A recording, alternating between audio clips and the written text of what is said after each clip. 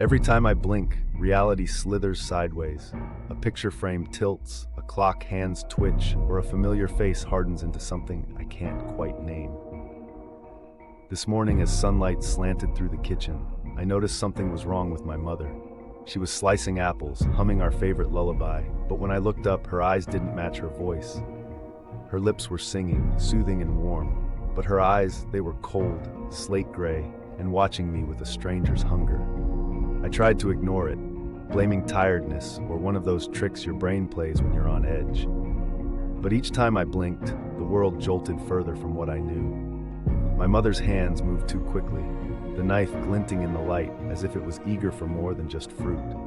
Her gaze followed me, unblinking, and her song slowed, warping into a melody I couldn't quite recognize. The pictures on the fridge rearranged themselves every time I turned away, smiles melting into grimaces, eyes scratched out. Desperate for answers, I excused myself and retreated to my room, hoping if I hid long enough, the world would settle back into itself. But the shifting grew worse. My phone's camera refused to capture my mother's face, showing only an empty chair in the kitchen.